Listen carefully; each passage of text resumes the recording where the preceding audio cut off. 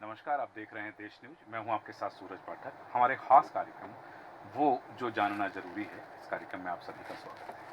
इस कार्यक्रम में हमने जो यात्रा प्रारंभ की है, चलो राम की ओर, और इस यात्रा में हम प्रवेश कर चुके हैं रामचरितमानस में।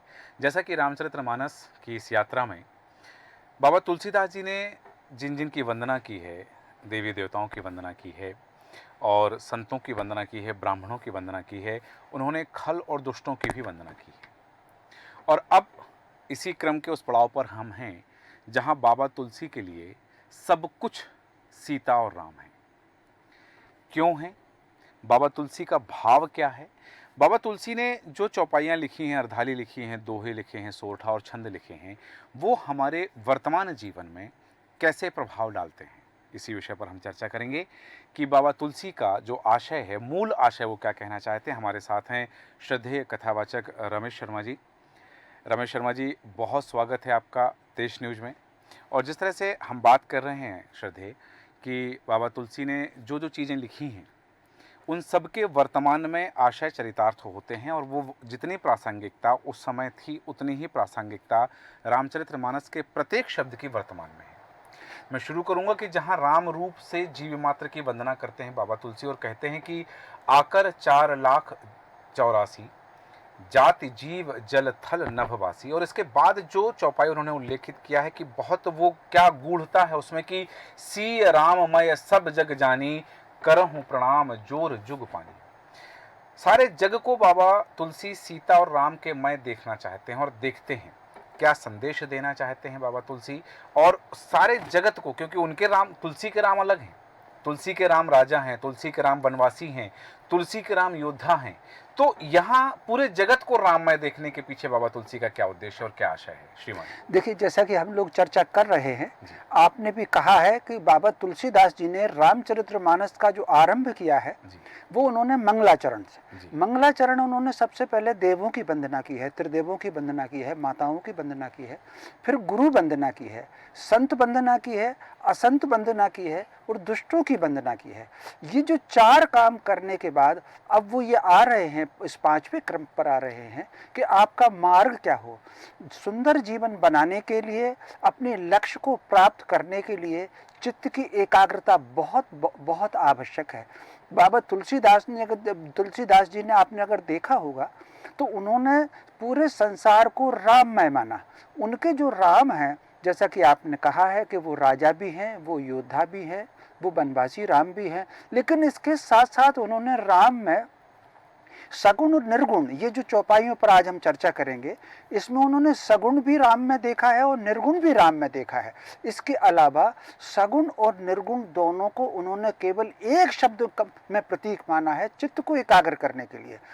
अगर आपका चित्त भटका हुआ है, अगर आपका चित्र अलग अलग ध्यान से है, तो जो भी आप काम कर रहे हैं, वो पूजन का काम हो, राम की आराधना का काम हो, घर का कोई भी काम हो, ये जो उन्होंने कहा है कि सिया राम में सब जग जानी, कर प्रणाम जोर जुग बानी, ये जो उन्होंने कहा है, और इसी चौपाई के साथ उन्होंने पूरे 84 लाख योनियों का वर्णन किया है। और जो जलचर हैं, जो नभचर हैं और थलचर हैं, तीनों प्रकार के प्राणियों का वर्णन किया है। तो यहाँ उन्होंने मनुष्य को इस मामले में सचेत किया है। आप अपने आसपास देखिए, जल में रहने वाले जीवों को देखिए, धरती पर चलने वाले जीवों को देखिए, आकाश में चलने वाले जीवों को देखिए, उन सब में अगर श्रेष्ठ जीवन है तो वो आपका श्रेष्ठ जीवन है। तो ये जो आपका श्रेष्ठ जीवन है, ये समय आपका कहीं व्यर्थ ना हो जाए। अब समय को व्यर्थ होने से कैसे बचाना? तो उसके लिए आपको लक्ष्य बना करके काम करना। चित्त अगर एकाग्र नहीं होगा, बिल्कुल यही उदाहरण अगर आप महाभारत में देखेंगे तो द्रोणाचार्य ने अर्जुन को कहा था कि क्या दिख रहा है तुमको? अर्जुन ने कहा कि मुझे केवल और केवल आंख दिख रही है। इसका अर्थ है, आप जीवन में जो काम आपके हाथ में है, वो शासकीय सेवा का हो, व्यापार का हो, समाचार लिखने का हो, कविता लिखने का हो, घर में भोजन बनाने का हो, जो भी काम आपके हाथ पे है, उस काम में एकाग्र होना। यहाँ सीता और राम को प्रतीक माना है बाबा तुलसीदास ने, और एकाग्रता का संदेश दिया है। अगली चौपाइयों में जो उन्होंने है, जिसका भी हम चर्चा करेंगे, तो हम सफलता के लिए बहुत आवश्यक है कि हमारा चित्त बिल्कुल एकाग्र हो, हमको हमारा हमारा लक्ष्य दिखे, हमको इस पूर्णता की ओर जाना है, बाबा तुलसीदास ने सारे जीवन का उदाहरण दे करके इस एकाग्रता का आह्वान किया है। बिल्कुल, बहुत उत्तम बात कही कि वो एकाग्रता का संदेश है। वो आपके सामाजिक परिदृश्य का संदेश है कि आप जो भी कर रहे हैं, जैसा कि श्रद्धेय रमेश शर्मा जी ने बताया कि आप जो भी कर रहे हैं, उस पर आपकी एकाग्रता होना चाहिए, कंसंट्रेशन होना चाहिए। यहाँ मैं एक बात का ज़िक्र ज़रूर करना चाहूँगा और जानना भी चाहूँगा कि हमने देखा है, पढ़ा है, सुना है कि बाबा तुलसी ने श्री राम जी के नाम का बड़ा महत्व बताया है। उन्होंने कहा, लिखा भी है कि राम से बड़ा राम का नाम। उन्होंने लिखा है कि कलयुग केवल नाम आधारा। और जब वो अपने इस महाग्रंथ की शुरुआत कर रहे हैं, तब वो लिखते हैं कि बंदहु नाम राम रघुवर को, हेतु कृसान भानु हिम कर को। उन्होंने राम जी की वंदना पहले कर दी है, बाद में भी कर रहे हैं, लेकिन यहाँ लिखा है कि बंदहु नाम राम रघुवर को, कि मैं राम के नाम की वंदना करता हूं। जब साक्षात राम की वंदना वो कर रहे हैं, साक्षात राम की वंदना कर सकते हैं और की भी है, पहले भी मंगलाचरण में की है, उसके बाद भी की है, तब यहां ये लिखने का उद्देश्य कि बंदहु नाम राम रघुवर को, वो नाम की वंदना, क्योंकि जब साक्षात हमारे सामने ईश्वर हैं, हमारे आराध्य हैं, तो हम नाम का महत्व जो बताया है, मैं चाहूंगा कि दर्शकों को उस पर प्रकाश डालें कि भगवान श्री राम के नाम का क्या उद्देश्य उन्होंने बताया और नाम की महिमा को बाबा तुलसी ने कैसे वर्णित किया। ये आपने बहुत अच्छा पूछा है। बाबा तुलसीदास जी ने लगभग 10 से 12 चौपाइयाँ ऐसी लिखी हैं इस 5वें चरण में आकर के, जिसमें राम जी के नाम की उन्होंने व्याख्या की है। उन्होंने रा शब्द की, रा अक्षर की व्याख्या अलग की है, आकार की व्याख्या अलग की है, माँ की व्याख्या अलग की है। तो वो जो कहा गया है कि रमन्ते सर्वत्र इति रामा, जो सब सर्वव्यापक है वो राम है। और फिर उन्होंने रा को जो आरंभ माना है रसातल से, आकार माना है, और माँ जो है जो माना है ओंकार के नाद का जो प्रतीक माना है, ये राम कहा। अब यहाँ पर एक बात ये बिल्कुल विचारणीय है कि उन्होंने आकार को, निराकार को, ऊपर तो राम को माना, लेकिन ये संदेश क्यों दिया कि आप केवल नाम का, राम के नाम का ही जाप कर लें, तब आपको सबसे ज़्यादा पुण्य होगा। जैसा कि हमने चर्चा भी कर रहे हैं, कई बार मनुष्य ऐसी परिस्थिति में होता है कि वो पूजन नहीं कर सकता है, वो उपासना नहीं कर सकता है, वो व्रत नहीं कर पा रहा है, वो यज्ञ नहीं कर पा रहा है, वो भगवान को जल नहीं चढ़ा पा रहा है। कई बार समाज में ऐसी विषम परिस्थितियाँ आती हैं। भारत ने ऐसी विषम परिस्थितियों को बहुत देखा है। बाबा तुलसीदास जिस युग में उन्होंने अवतार लिया है, अवतरित हुए हैं, मैं बाबा तुलसीदास को अवतार ही मानूंगा। वो साधारण मनुष्य नहीं है, उनके पास अतिरिक्त ऊर्जा है, अतिरिक्त प्रज्ञा शक्ति है उनकी। तो जिस परिस्थिति में उन्होंने जन्म लिया, वहाँ उन्होंने समाज को ये संदेश दिया है कि आप यज्ञ ना कर पाएँ कोई बात नहीं, पूजन ना कर पाएँ कोई बात नहीं, यदि एकाग्रता के साथ, वो जो हमने थोड़ी देर पहले चर्चा की, एकाग्रता के साथ अगर नाम ले लेंगे आप जुड़ जाएंगे। वो एकाग्रता कैसी होगी? आपके शरीर के 5 कोशों की एकाग्रता हो। ये अन्नमय कोश कहा गया है, एक प्राणमय कोश कहा गया है, एक मनोमय कोश कहा गया है, एक ज्ञानमय कोश कहा गया है, और आत्मय कोश। यदि शरीर की चेतना और शरीर का मन और शरीर का ज्ञान, आपके भीतर का ज्ञान, ये सब एकाग्र होकर के प्रभु का नाम ले लेंगे। उन्होंने एक चौपाई में लिखा भी है कि अगर नाम ले लेंगे तो वो आकृति आपके सामने प्रकट होगी। ये ठीक उसी प्रकार है। हम सड़क पर कहीं जा रहे हैं, कोई मेहमान आ गया है, हम किसी व्यक्ति का अगर नाम लेते हैं तो उसका चेहरा हमारे कहीं ना कहीं मन में उभर आता है, मस्तिष्क में उभर आता है। किसी का भी हम नाम ले लेंगे, किसी स्थान का नाम ले लेंगे जहाँ हम कहीं घूमने गए हुए हैं, उस स्थान का नाम लेंगे, वो दृश्य हमारे सामने आएगा। ठीक उसी प्रकार यदि भगवान की प्रतिमा नहीं है, मूर्ति नहीं है, उनका विग्रह नहीं है, मंदिर नहीं है, आप जहाँ हैं वहीं उनका नाम ले लेंगे, उनकी आकृति आपके मनोमस्तिष्क पर छा जाएगी, वो प्रभु आपको उतना ही पुण्य देंगे। इसलिए बाबा तुलसीदास ने नाम पर, राम जी के नाम पर बहुत जोर दिया है। वो फिर बताया भी हमारे यहाँ, इसी संदर्भ में उन्होंने आगे कहा भी है कि जिस प्रकार अगर आप सीधा नाम नहीं ले सकते, अगर उल्टा नाम भी ले लेंगे, जैसा कि वाल्मीकि जी ने लिया था, उल्टा नाम जपा जग जाना, वाल्मीकि भाई ब्रह्म समाना, वो ब्रह्म के समान हो गए। इसलिए बाबा तुलसीदास ने समाज को संदेश दिया है, अपनी व्यस्तता के कारण, विपरीत परिस्थिति के कारण यदि पूजन नहीं कर पा रहे हैं तो मन में ही नाम का राम ले लें, आपको उतना पुण्य मिलेगा। एक बात बाबा तुलसी ने जो अगली अर्धाली में लिखी है इस श्री राम के नाम की, उन्होंने कहा कि ये महामंत्र है। महामंत्र जोई जपत महेशु, काशी मुकुट हेत उपदेशु। ठीक है कि राम जी शिव जी को आराध्य मानते हैं, शिव जी राम जी को आराध्य मानते हैं, लेकिन इसके अगली जो चौपाई लिखते हैं कि महिमा जासु जान गण राऊ, प्रथम पूजियत नाम प्रभाऊ। कि राम के नाम की महिमा है कि गणेश जी की पूजन पहले होती है। हम सबसे पहले किसी भी काम में भगवान गणपति का आराधन करते हैं, सबसे पहले उनकी वंदना करते हैं, लेकिन यहाँ उन्होंने बाबा तुलसी ने लिखा है कि महिमा जासु जान गण राऊ और प्रथम पूजियत नाम प्रभाव, कि राम के नाम से ही गणेश जी प्रथम पूजे जाते हैं। मैं चाहूंगा इसको जरा स्पष्ट करें कि वर्तमान में हम सभी जो जानते हैं कि राम का नाम प्रभावशील है, राम के नाम का प्रभाव है, लेकिन गणेश जी के प्रथम पूजन हो, इसमें भगवान श्री राम के नाम का क्या महत्व है? देखिए, क्योंकि हमने कहा भी है, बाबा तुलसीदास जी ने राम को व्यापक माना है।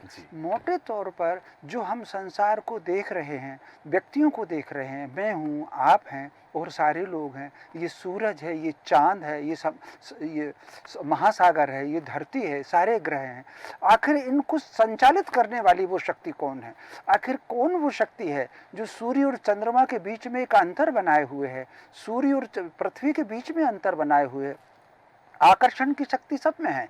विज्ञान ने यह प्रमाणित किया है कि सूर्य में भी आकर्षण है, पृथ्वी में भी आकर्षण है। ये जो गुरुत्वाकर्षण है जिसको हम मानते हैं, ये पृथ्वी का आकर्षण है। इतने आकर्षण शक्ति होने के बाद भी सारे ग्रह समान दूरी पर सैकड़ों, हजारों, लाखों वर्ष से क्यों हैं? वो एक अंतर्निहित शक्ति क्या है जो इन सबको बनाए हुए हैं? तो बाबा तुलसीदास ने ये माना है कि राम जो है वो सृष्टि में पूरी व्याप्त अंतर्निहित शक्ति है, जो गणेश जी के भीतर भी है, शिव जी के भीतर भी है। शिव जी अगर तप कर रहे हैं ध्यान लगा करके, तो वो किसका तप कर रहे हैं? तो कहीं ना कहीं वो जो केंद्रीभूत चेतना है, जिसको कहा गया है गीता में कि मुझे समझने के लिए तीनों गुणों में समझ लो, सतोगुण, रजोगुण, तमोगुण, मैं फिर भी गुणातीत हूँ। तो ये जो आज विज्ञान ने एटम को डिवाइड किया है, जिसमें प्रोटीन आया है, जिसमें वो जो आया है प्रोटॉन, न्यूट्रॉन और इलेक्ट्रॉन आया है, इसके बाद भी आया है कि इसके बाद भी कोई एनर्जी ऐसी है जो इससे अलग है। तो वो जो एनर्जी है, वो जो ऊर्जा है, वो परम ब्रह्म की ऊर्जा है। बाबा तुलसीदास ने परम ब्रह्म की उस ऊर्जा को राम के रूप में माना है। इसलिए गणेश जी के भीतर भी वो राम है, शिव जी के भीतर भी राम है, संसार में व्यापे हुए वो राम है। जब भी हम उनका नाम लेंगे, हम उनके समीप पहुंचेंगे। बिल्कुल उत्तम बात आपने कही कि नाम से हम सामीप्य उपस्थित कर सकते हैं, हम सायुज्य उपस्थित कर सकते हैं। यहाँ एक बात जो आपने कहा कि रा और माँ और उस आकार का उन्होंने जो वर्णन किया है, बाबा तुलसी बालकांड के 20वें दोहे में जब लिखते हैं कि एक छत्र एक मुकुटमणि, मतलब दो उन नामों को, अक्षरों को अलग अलग कर दिया है, रा और माँ को उन्होंने अलग अलग किया है। और जब उसकी व्याख्या कर रहे हैं कि एक छत्र एक मुकुटमणि सब वर्णन पर जो, और तुलसी रघुवर नाम के वर्ण विराजत दो, ये दो वर्णों का जो उन्होंने उल्लेख किया है। बाबा तुलसी क्या कहना चाह रहे हैं कि एक अक्षर जो है वो छत्र है और एक अक्षर जो है वो मुकुटमणि है, और तुलसी रघुवर नाम के वर्ण विराजत दो, ये बाबा तुलसी की आशय।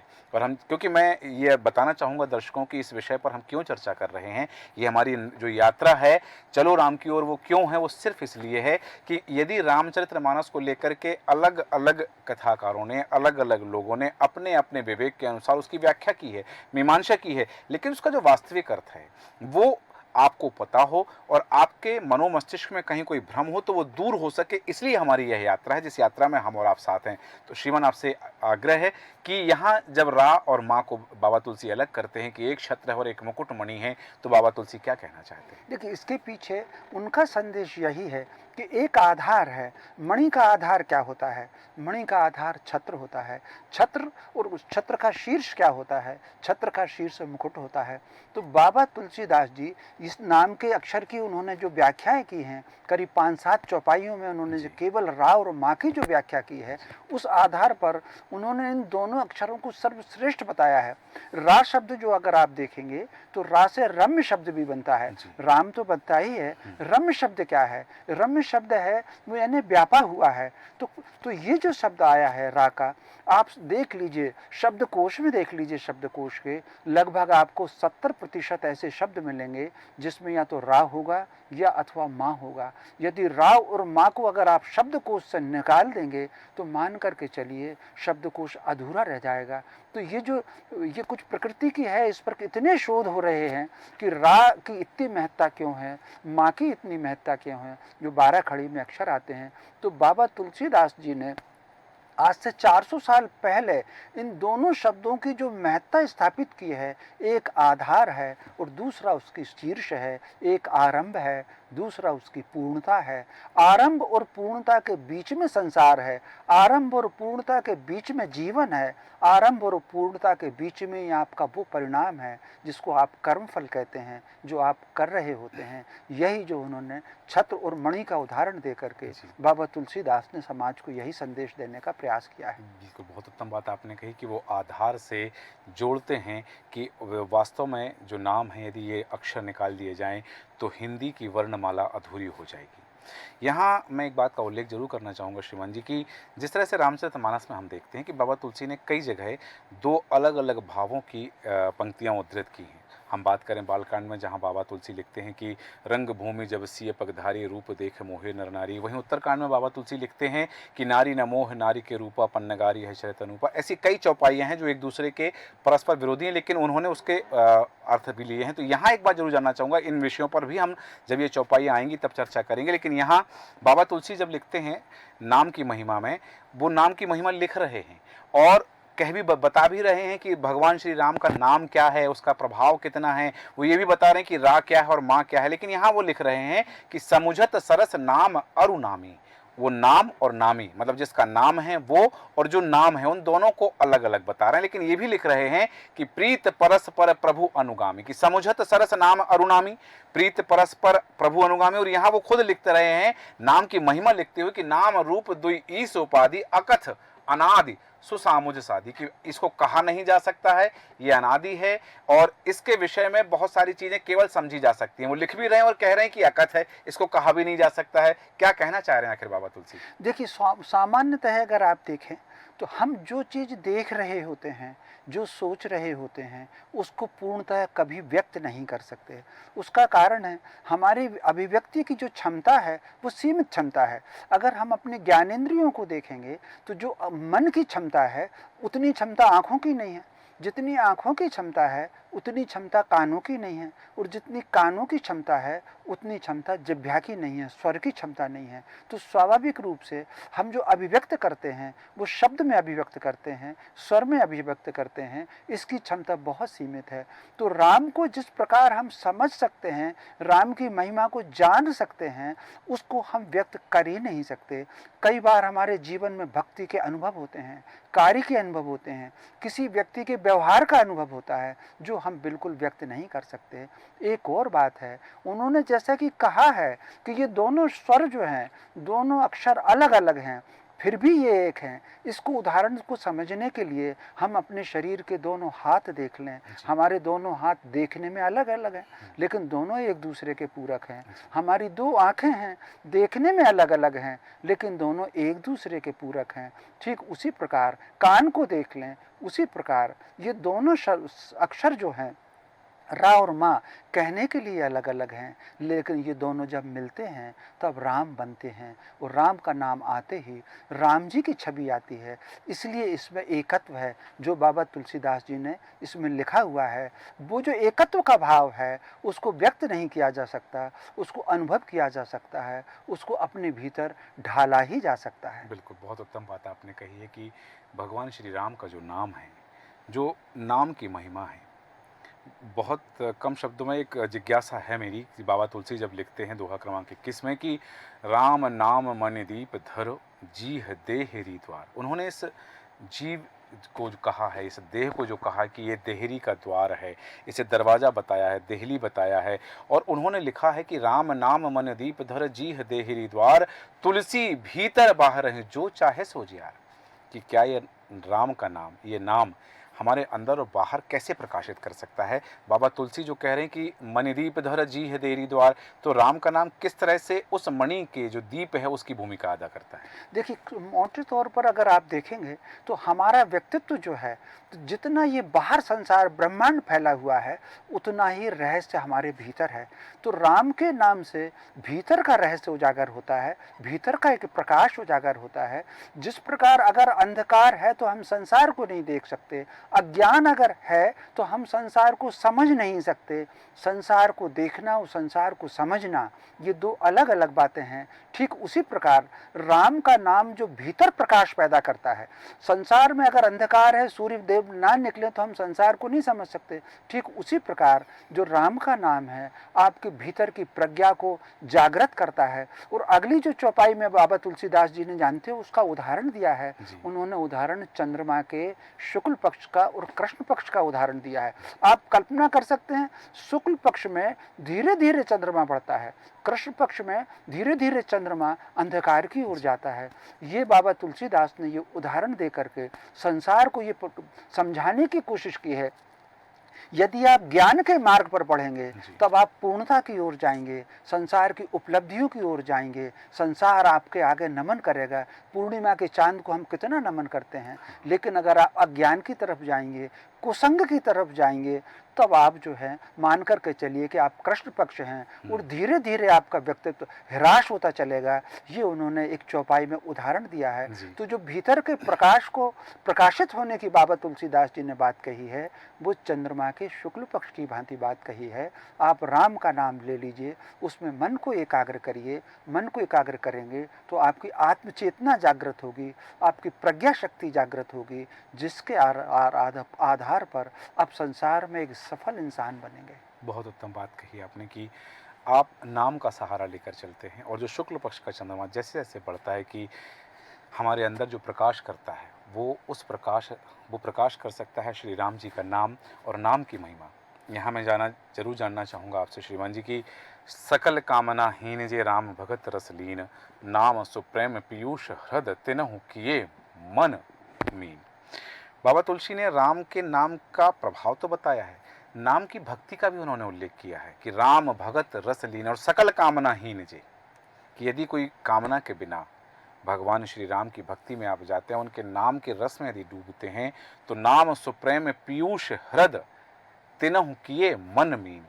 तो मन को यहाँ एक सागर की मछली या वो एक मछली बनाने के पीछे क्या कहना चाहते हैं बाबा तुलसी, कि मन को हम कैसे उस सागर में लीन कर दें? देखिए, यहाँ उन्होंने जो कामना का शब्द उपयोग किया है और उसके साथ उन्होंने मन का उपयोग किया हुआ है। तो यहाँ उन्होंने भगवान के नाम को लेने के लिए मन की एकाग्रता और कामना की बताया है। हम ईश्वर को चार प्रकार से स्मरण करते हैं, चार प्रकार की हमारी प्रार्थना होती है।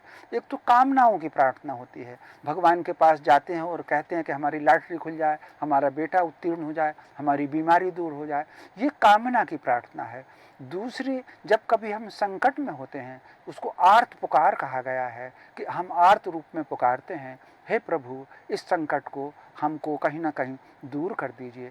फिर एक तीसरा भाव होता है जिसमें ईश्वर को समझने के लिए जिज्ञासा का भाव होता है। हे ईश्वर, हमें आप दर्शन दीजिए, अपने बारे में हम पर कृपा कीजिए, अपने बारे में हमको समझाइए, हम ना समझ हैं, हम अज्ञानी हैं। और एक चौथी भक्ति होती है, वो ईश्वर में डूब जाने की होती है, एकाकार की होती है। तो बाबा तुलसीदास जी ने इसमें ये संदेश दिया है मन को कि हम कामना से तो कर लें, भगवान कामना की पूर्ति तो करेंगे, लेकिन मन को एकाग्र करने से हम काम करेंगे तो ईश्वर को प्राप्त कर लेंगे। ये ठीक उसी प्रकार है, किसी व्यक्ति से कुछ लेना एक बात हुई और किसी व्यक्ति को ही प्राप्त कर लेना बिल्कुल दूसरी बात हुई। तो बाबा तुलसीदास समाज को ये संदेश दे रहे हैं कि आप कामना के लिए अगर प्राप्त करेंगे तो वो आपका सार्थक तो है, वो राम का नाम, लेकिन वो अपूर्ण होगा। ईश्वर अगर मन से प्राप्त करेंगे, इसमें ईश्वर को प्राप्त कर लेंगे, वो 24 घंटे आपके साथ रहेंगे, बिना कहे आपकी कामनाएं पूर्ति होंगी,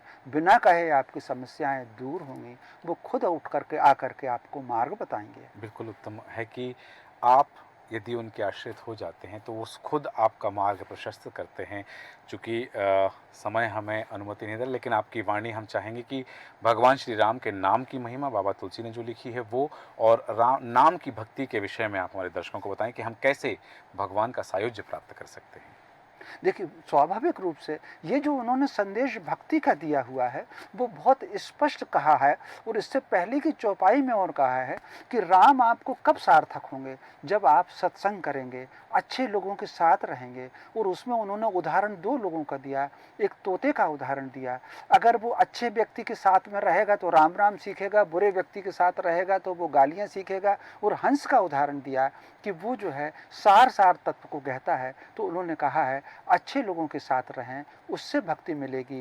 मन को एकाग्र करें, एकाग्र होकर के सिया राम में सब जग जानी, जहाँ से हमने बातचीत शुरू की थी, पूरे संसार की आप एकाग्र समझें, उसको राम में समझें, उस आधार पर अपने कर्तव्यों का पालन करें, अपने कर्मों का पालन करें, तब आपको जीवन में सफलता से कोई रोक नहीं सकता। बिल्कुल, आप एकाग्रता बनाए रखें। बाबा तुलसी अपने इन शब्दों के निर्धाली चौपाई और सोठा से जो संदेश देना चाहते हैं वो जीवन में उतारना अनिवार्य है, केवल सुनना नहीं, समझना भी है। जैसा कि मैंने पूर्व आग्रह किया कि आपकी करुण प्रिय वाणी हम निरंतर सुनते रहना चाहते हैं, पर समय अनुमति नहीं देता है। तो आज की चर्चा को विराम देंगे। बहुत धन्यवाद आपका श्रीमन कि आप हमारे स्टूडियो आए, दर्शकों को सार गर्भित जानकारी दी। बाबा तुलसी ने जो रामचरितमानस में लिखा है वो केवल लिखा नहीं है। उस समय जब रामचरितमानस की रचना की संवत 1631 तब की उपादेयता नहीं, वर्तमान की उपादेयता है। बाबा तुलसी लिखते हैं कि सबरी गीध सुसेवकन सुगत दीन रघुनाथ, नाम उधारे अमित खल वेद विदित गुण गात। कि जब सबरी और गीध जैसे जो लोग रहे हैं उनको भगवान श्री राम का नाम तार सकता है, तो हम मनुष्य हैं, हम भगवान श्री राम का नाम ले सकते हैं और नाम लेकर के एकाग्रता को साध सकते हैं और जीवन को सफल बना सकते हैं। कल फिर इस यात्रा में नए सोपान पर, नए आयाम पर आपसे मुलाकात होगी। तब तक बने रहें देश न्यूज़ के साथ। नमस्कार।